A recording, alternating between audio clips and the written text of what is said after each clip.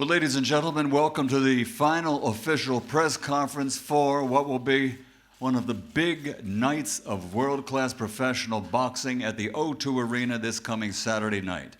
We are about 58 hours away from the bell for what is known as the rematch that the world has been waiting for in the heavyweight division.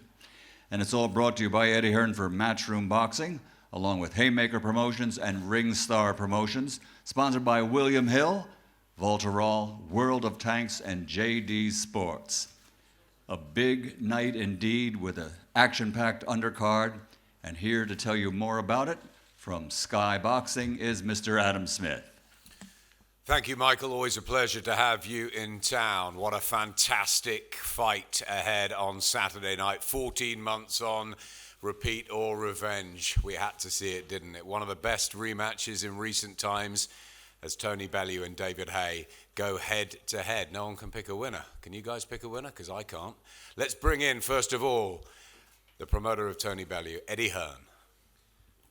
Thank you, Adam. And as you saw previously, a brilliant night of boxing here at the O2 on Saturday night, live on Sky Sports Box Office. An incredible undercard, but of course everybody is talking about this main event. Originally scheduled for last September, I remember when David Haye came to me and told me about the injury and having to call Tony Bellew after. It was horrible times for both guys, particularly for the one we were concerned about, Tony Bellew. We thought long and hard about what to do, but this fight had to be made. The score had to be settled. The world wanted to see this rematch. Tony Bellew wanted to put the record straight that he wins no matter what happens on Saturday night. And I think this has become a real 50-50 intriguing matchup. Before, no one really gave Tony Bellew the credit that he deserved going into the first fight. He was a huge underdog. Now the bookies can't split them. You know, you have a former unified cruiserweight world champion, former world heavyweight champion against the WBC cruiserweight champion in Tony Bellew. And I'm not sure I've been more confident going into a 50-50 fight before. Tony Bellew's in great shape. He's improving all the time under David Caldwell. And we fully expect a victory on Saturday night. And it's been a wonderful career that David Haye has had. But I believe it comes to an end on Saturday night at the O2 Arena. And I believe that Tony Bellew will go on and get the credit that he deserves as one of Britain's great, great fighters. It's a brilliant fight. It's what boxing's all about. No one can pick a winner. But I can, and that's our boy Tony Bellew. I believe 100% he's winning on Saturday night. But tune in, it's going to be absolutely electric in the O2. It always is, a wonderful venue. And this is a fight that means a lot for both guys. Careers on the line, legacies on the line. Potentially the last time you could see either guy in the ring. And don't miss an incredible night of boxing on Saturday night. Totally agree. It's going to be electric in that O2 on Saturday night. Don't miss it. It's also a pleasure to have another great promoter over here with us from the States. Great to see you, Richard Schaefer from Team Haye. Thank you, Adam. And I agree with you, Eddie, 50-50 fight. I can pick a winner as well, and he's right here next to me. David Haye. I think, you know, some fights are made for money. Some fights are made for world titles. And some fights are made for pride. And this is one of those for pride. And somehow, us as fight fans, we always in for a special treat when we see one of those fights which are made for pride. Both guys want to win. Both guys are in great shape. I can't wait for the first bell to ring. And I know who is going to come out with as the winner. And that's right here, former world champion, David Haye. Thank you very much, Richard. Let's bring in another lead man from Team Haye, Adam Morley. Thanks, Adam. I think there've been two kind of different, varying approaches to the camps in the build-up here. It's been different in some ways to the March 2017 fight. On Tony's side, well, on our side, we've been pretty cool, calm, and collected. Apart from my little rant the other day, we've been pretty cool, calm, and collected. And on Tony's side, it's been a little bit more like it was before. It has been a repeat. They have called names, called me Maz, called me Will from the Inbetweeners. I mean. Thanks for that, Phil. Dave Colwell, who I thought liked me, he even called me an embarrassing dweeb. A feisty one you are, Dave. Don't worry about me. I'm just Penfold. Don't worry about that. And you know, it's all done to get under David's skin. And it hasn't worked this time because David's cool, calm and collected. But, you know, you look at how David's had to approach this fight from last time. David's looked at it, he's broken it down, and he now has, no doubt about it, one of, if not the best boxing coach in the world. He's Scott Rubin on strength and conditioning. He's getting every single part ready. He's 100% fit. And when he gets in the ring on Saturday night, what you're going to see is going to be, well, I hesitate to say the haymaker of old, but you're going to see a different David. And I'm very excited about what you're going to see. I mean, I saw Tony yesterday. You know, he looked slick, he looked fast, he looked light. He's got heart, he's got balls, you know, what he did last time. I think it's going to be a tremendous fight tomorrow night. And someone said to me yesterday, one of the journalists said to me, I think Tony Bellew's he's light because he's going to run from David. I don't think he will. I think he's going to stand there. I think he's got heart. And I think we're going to have a terrific fight. And I think there's only one winner. I think you know who it is. Thanks, Adam. David was telling me that he's got his A-team around him for this. Ruben Tabares over there. And one of the best coaches in boxing, period, full stop. He's had so many world champions. He's guided Jorge Linares to great success recently. And he bit a little bit in Liverpool, which was interesting to see. Let's welcome the very good, very well-known, excellent trainer, Ismael Salas. Hi, guys. Hi everyone. I think the action speaks louder than any words. So it's time to shine. We've been working so hard for this fight. Even I left my family back in the United States for more than 7 months, 8 months. And I am here to make the best of David Haye together with Ruben Tabares, all the team behind us. It's time to action. It's not much to say, just to do. Wait for us, baby. Thank you, Ismael. That is some sacrifice. Another man who puts so much into his fighters is, of course, Dave Colwell. Dave, who put such a great tactical plan together last time. How's it going to go this time, my friend? I think both fighters, everybody in this room, were just fed up with all the talk now. It's been going on a long while. Same old thing. We've done the exact same. We've prepared for a hard fight. Tony Bellew's put in the hours. He's put in the effort. Doesn't matter what effort I put in. Doesn't matter the hours that I'm putting in. It's all about what he's delivering. You can put in all the effort you want as a coach, but if the fighter doesn't match that and exceed that, you're not going to get the right results. I believe that the ingredients that Bellew's got at this stage of the careers and where we are on Saturday are more than enough to deal with whatever David Haye wants to bring. David Haye's been nice and calm, cool, relaxed, almost as if you will, trying to lull Team Bellew into a false sense of security, that he's going to come out boxing and relax and everything. He may decide he's just going to walk straight out and think that he's got the superior strength, superior power, jump all over Bellew. He's not going to be able to handle the power, not going to be able to handle the physicality of the fight. We've prepared for that as well. You know, it's not just a case of preparing for one game plan. Whatever David Haye wants to bring, Tony Bellew can handle, and that is the bottom line of it. We're prepared for Tony Bellew to whatever it takes to win this fight, and he's prepared for a war. Thanks, Dave, the former unified cruiserweight champion, former heavyweight champion, looking for this one great performance Saturday night. He's been telling us it's going to come. He's fit, he's ready. David Haye. Good morning, guys. Welcome to Park Plaza, Westminster. I'm happy, I'm healthy, I'm ready to go into battle, and I'm living my dream. You know, I've always, since the age of 10,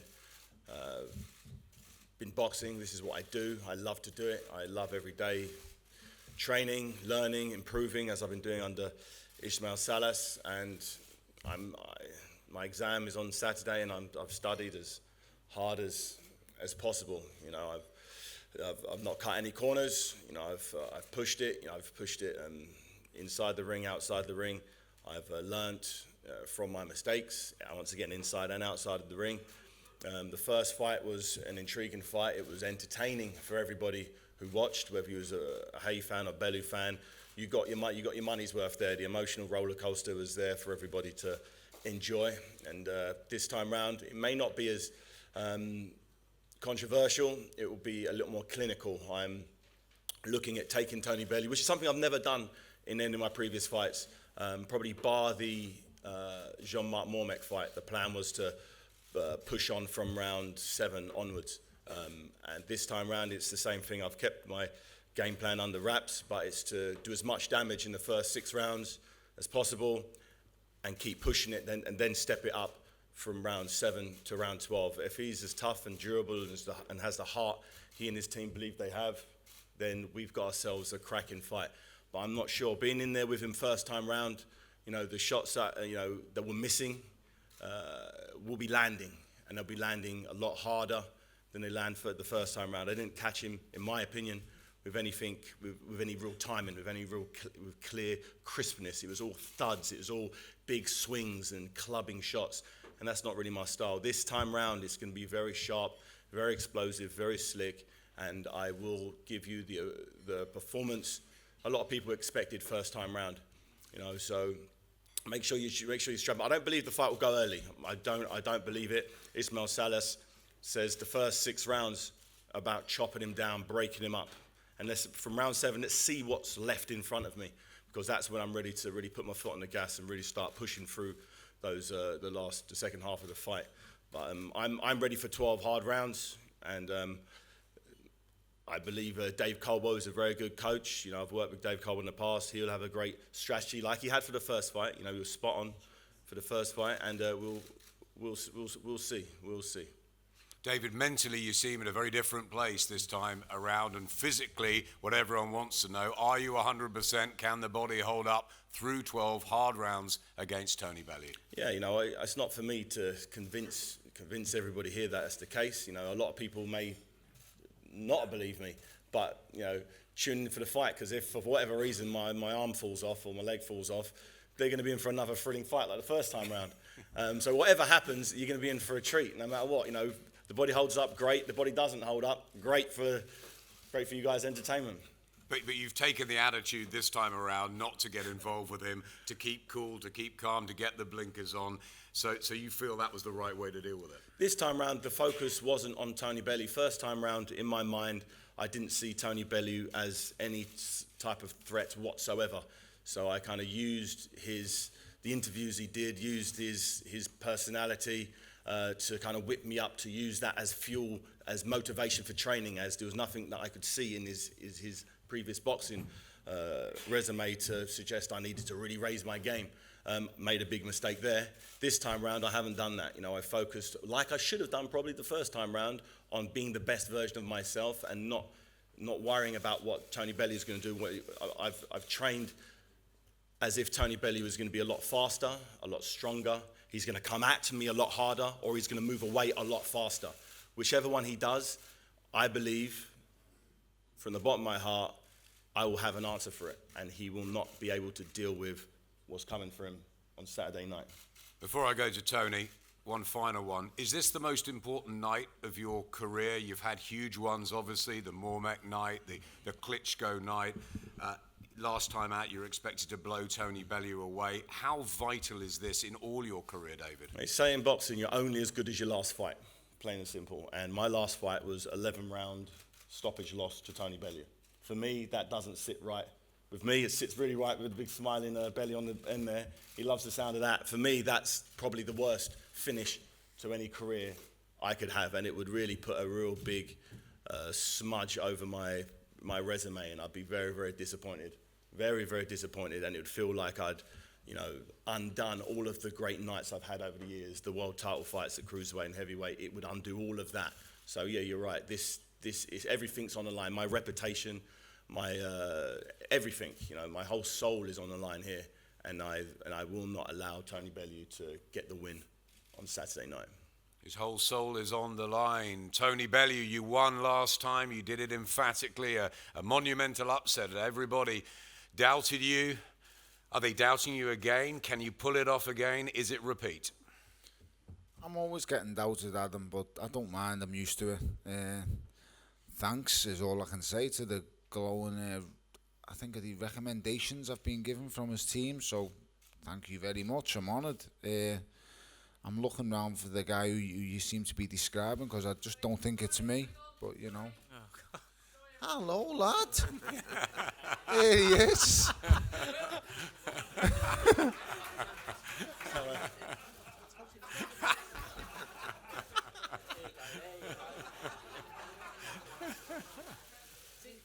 Hello, lad. That's him. He's a mate of mine. Pick on someone your own size. He's a mate of mine, right? He's a little fella.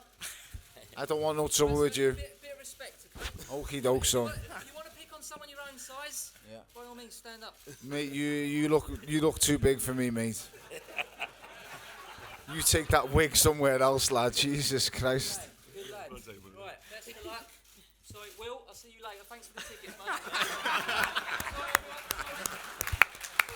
See you after. Jesus Christ. That threw me off.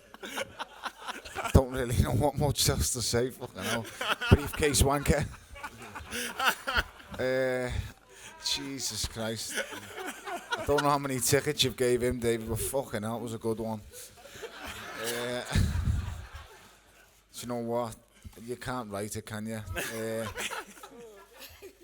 I'm just looking forward to Saturday night. I don't know, I'm thinking about different things going through my mind, and I'm always the underdog, yes.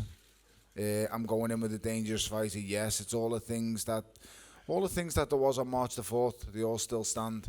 They really do. So let's just get to Saturday, see how it goes. I've prepared as best as I possibly can. I'm in great shape. And I just want to fight.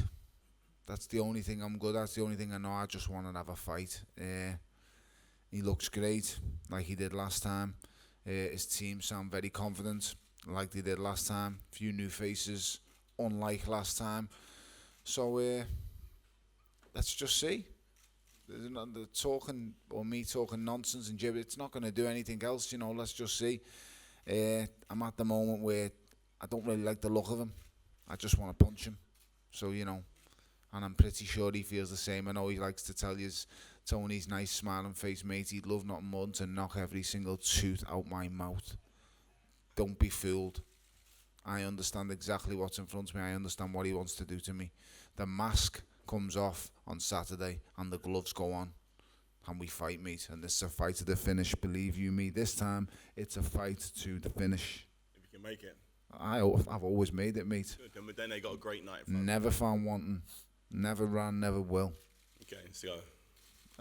We are going to go, believe you me. We are going to go. And you're going to have to do things that you don't really want to do. I promise you. I swear to you. You're going to have to go them places. You are going to find out. When you look at me, mate, you don't look at someone who's mentally weak. You look at someone who's far mentally stronger than you. Someone who can push more buttons than you. And someone who will do anything to win. Saturday night, you will find out. I promise Can't you wait. that. Cannot wait. Brilliant. I'm sure you can't. Fantastic. I'm sure you can't. And it doesn't detract anything from your great, fantastic legacy you've left, so don't worry about that. They're all going to remember you for your fantastic special nights. But Saturday night, like mate, Saturday it's night. not going to be one of them. It will be. It's not. If you remember, just like the first time, we all sat here, all this press, all these guys, they all laughed at me last time. There'll be no rematch this time, David. You just close the curtain on you, that's all we do. That's what's going to happen on Saturday night. Like before the first fight, it was all laughing, joking. Tony doesn't stand a chance. I'm going to pulverise you in 2 rounds. Unbelievable. I mean, Dave has even gone from the T-shirt carrying sweat bucket man to now he's gone to great coach. A good coach. You said great. I said good. No, you said great. I listened to the words. But good or great? It's great. He's a great coach. Good coach. So, you know, But no T-shirts. How can you go from T-shirt carrier to go? Well, okay, let's just take it. Because he trained you to beat me. No. He upgraded in my eyes. He went from that How do to you go beating from that? me. Because he trained you to beat me. Do you not understand? No, do you not Give him the understand? credit. He earned the credit for you. People to So get my before our respect. fight, before our fight, he was just a T-shirt carrier. I hadn't seen anything prior to you beating me that made me say yes. Not a world he's a title good fight. or great. Not trained the world champion. No, a British. He hadn't just trained the British Commonwealth European world champion. Does that not matter? No. No. What matters is you end on Saturday night. Yes. What matters is I've got a good coach as well. Yes. And what matters is Will Mackenzie's briefcase looks absolutely fucking fantastic. Tony, you obviously there was huge needle before the last fight, real tension all the way up to the actual event, and after the finish, you went and hugged him. You went and gave him respect. I showed respect, Adam, purely Yeah, for the fact of what he'd done for me. Is that still here? That respect? I've gave him it back. I gave him it back by giving him this fight. I didn't have to do this fight. Everyone don't forget that I had other options. I didn't have to give David Haye a rematch. David Haye was that smarmy and arrogant and cocky that he didn't even put a rematch clause in the contract. No one does that. At this kind of level, you ask Eddie, no matter how confident he is of his man winning, in every fight he goes into, anything past I would say a domestic title fight, you would enter a rematch clause on behalf of your fighter. Is that general practice, or is it not? If you're a good promoter. So, but is there any possible way you would not put a rematch clause in? So, like David said, not even in his wildest dreams would you imagine making a fight of the magnitude that it was last time. And bear in mind, David said it was a big fight. So why wouldn't you put a rematch? Because he was that arrogant and that just egotistical. He thought he just had to turn up. That's all he thought. David just thought he had to turn up. He probably thought a fart would have knocked me out if it came from him. That's how little he thought of me. And he made a grave mistake, because now he's dancing to a different tune. And it ain't fucking Luther Vandross. It's something totally different. He's going to be dancing to Z cars on the way to the ring. You're going to listen to me walking this time. And you're going to wait a little bit. Like I had to dance my fat ass off last time, you're going to wait this time. And I'm going to enjoy it. For the first time in your whole life, your whole career, it's all on the line. I've done this 5 or 6 times. 5 or 6 times I've done it. I've been where you are. I just didn't have the lovely revenge cap or the nice white jumpers to make you look a bit bigger. And I definitely didn't have Will Mackenzie on my team either. But we just get to Saturday night. Adam, what more do you want me to say? I think I'm just looking forward to Saturday. And it doesn't matter what we say or what we do. No one cares what happens today. No one cares what gets said today. All as it comes down to is Saturday night. That's all. We're just Saturday night entertainment. That's all we are. I know exactly where I am in this, where this whole circus lies. Saturday night, I punch you in the face with everything I've got, and we will go from there.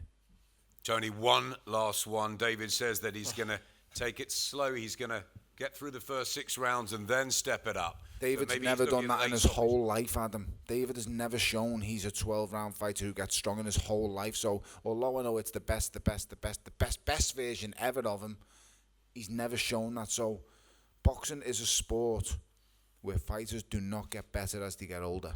It's happened on literally, you know what, in all honesty, it's never happened. It's never happened. You can give me examples. People might say George Foreman, Bernard Hopkins. No, because it always ends badly. You seem to have got better as you got older. Nope.